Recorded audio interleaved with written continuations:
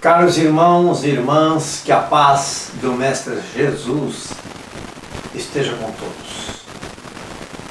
Nós vamos conversar do capítulo 5 sobre alguns itens que são muito atuais e que queremos, com estes itens, orientar melhor os pensamentos daqueles que imaginam que morrer pelos outros fará um bem, né, enorme. Muito bem.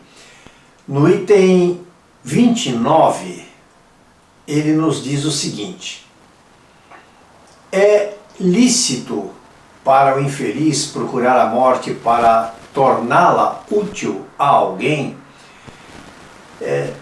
Existe uma situação que nós percebemos de desencanto pela vida, e neste capítulo, que é o capítulo dos bem-aventurados os aflitos, nós entendemos que esta aflição, como dissemos, ela está muito atual, mais atual do que deveria estar, porque o pensamento espiritual já poderia ter se descolado, não é, dos problemas da Terra, mas não, muitos espíritos ainda ficam recalcitrantes em encontrar o progresso dentro de si mesmos e acreditando com a fé num futuro na vida espiritual. Então, nesta pergunta de São Luís, Paris, 1860, ele diz o seguinte: quer o homem que está infeliz se mate ou procure a morte em campos de batalha, imaginando que fará um bem, existe nesta ação o suicídio de intenção.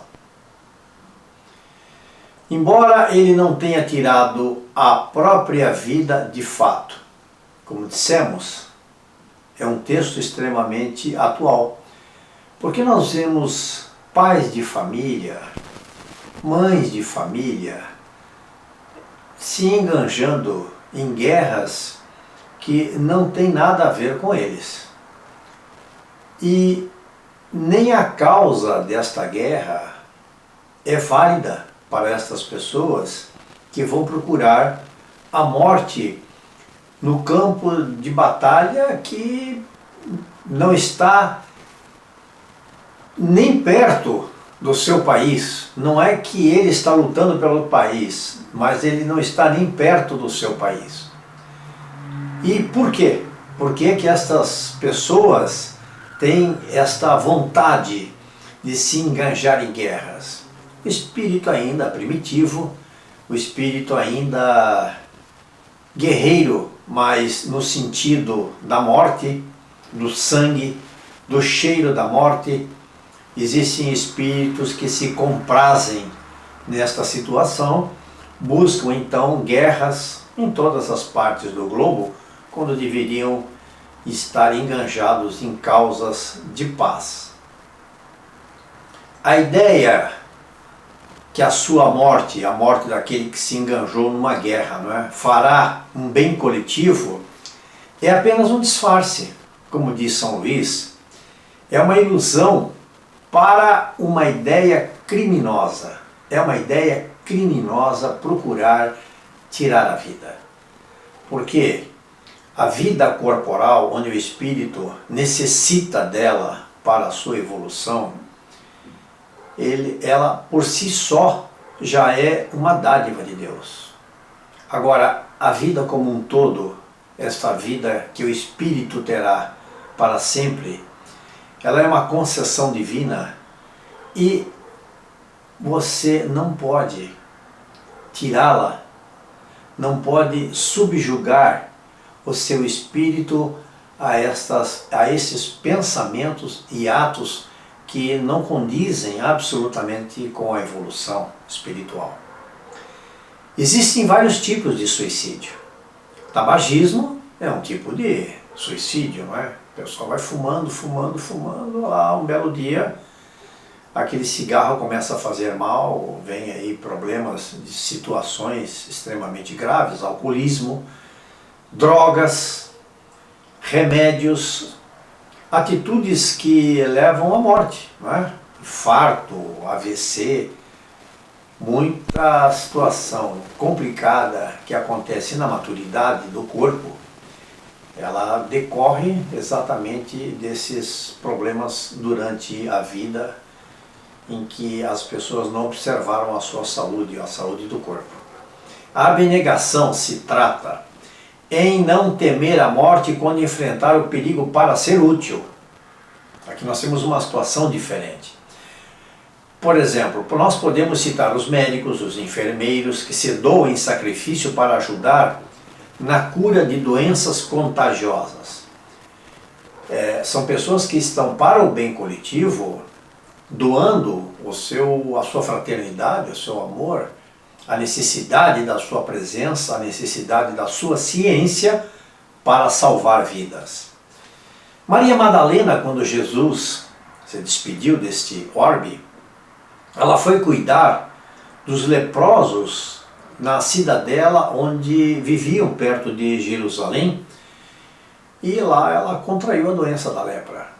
Ela doou-se, ela entendeu a mensagem do Cristo de que a doação espiritual, a doação para o outro, ela é a verdadeira caridade. Então, quando Jesus faleceu e se afastou do nosso orbe, ela não teve dúvidas, ela continuou como outros discípulos dele, continuaram trabalhando, ela procurou esta cidadela dos leprosos, que ficava perto de Jerusalém, e foi para lá, para trabalhar, e lá ela contraiu a doença. No item 30, nós temos o seguinte: um homem que se expõe para salvar outro está cometendo um suicídio? Também de São Luís, em Paris, 1860. Quando não há a intenção de procurar a morte, não existe suicídio.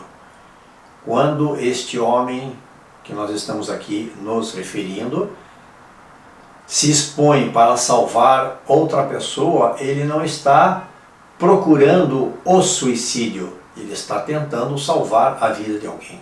Neste caso, nós temos devotamento, abnegação, mesmo com a certeza de que se vai morrer, e muitos fazem isso. Pais que se jogam no mar para salvarem os filhos, ou que saem nas florestas procurando por filhos ou amigos perdidos, se expondo ao perigo, e vários outros exemplos de pessoas que são abnegadas e se entregam para isto. Tecla, a primeira mártir cristã, foi salva em diversas ocasiões nos circos romanos. Os leões que deviam matá-la ajoelhavam-se a seus pés e lambiam o seu rosto.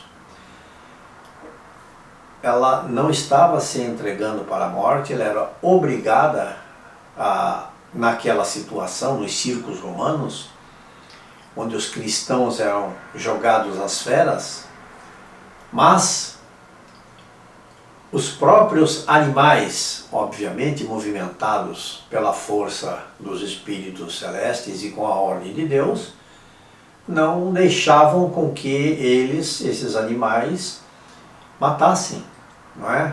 Dilacerassem Tecla. Ela foi salva também da fogueira, onde a madeira não pegava fogo. Foi considerada uma feiticeira, porque os animais deitavam-se a seus pés. A fogueira que era para queimá-la não acendia. E Tecla, na verdade, não morreu de nenhuma dessas tragédias.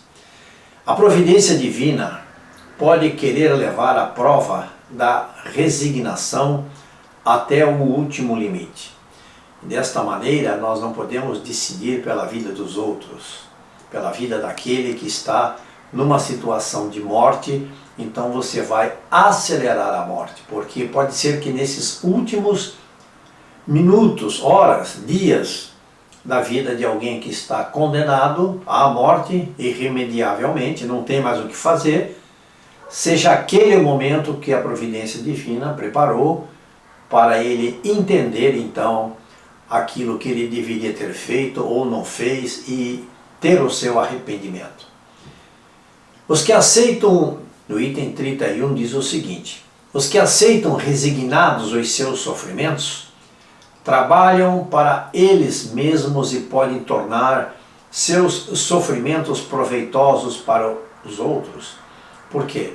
Porque viram, como nós entendemos, exemplos, e temos vários desses exemplos, daqueles que entregam a sua vida para um bem coletivo, seja ele qual for, ajuda para tirar um povo, uma aldeia, uma situação onde esta pessoa vai salvar outras vidas, não é? Então, esses sofrimentos podem ser proveitosos, obviamente, são proveitosos para os outros. Finalizando a nossa conversa, aqueles que olham adiante desta vida, mirando o futuro espiritual, podem ser proveitosos para os outros, material e moralmente. Materialmente, seu trabalho que eles constituem pode ajudar o próximo oferecendo o bem-estar terreno. Tem muitos empresários que não se conformam de ganharem dinheiro, de estarem tão bem e ficam até arrependidos daquele dinheiro que eles conquistaram, mas eles não podem esquecer que este dinheiro é dado pela providência divina para que ele possa alimentar famílias e que essas famílias possam ter então o seu sustento, as crianças possam ir para a escola com o dinheiro, com esta iniciativa deste empresário. Moralmente, pelo exemplo que dão, mostrando a superficialidade das conquistas mundanas, enfatizando sempre a sua submissão à vontade de Deus. O poder da fé espírita, ela pode incentivar outros irmãos do caminho a continuarem as suas evoluções, suportando sempre a dor em benefício de um objetivo maior, salvando-os do desespero e das funestas consequências. Temos aí então a resignação espiritual que é tão necessária para nós que não precisamos nos revoltar, que precisamos entender e que precisamos principalmente admitir que a nossa existência é apenas um sopro e que este sopro nos levará neste impulso até a evolução que nós necessitamos. O caminho é muito longo, realmente é muito longo, mas nós já demos a partida e precisamos então trabalhar durante a nossa vida tudo aquilo que necessitamos para não desistirmos, para irmos em frente e principalmente para sempre salvar, guardarmos a nossa identidade espiritual e a nossa saúde. Queridos irmãos, é o que nós tínhamos para conversar sobre estes itens do capítulo 5. Muito obrigado a todos.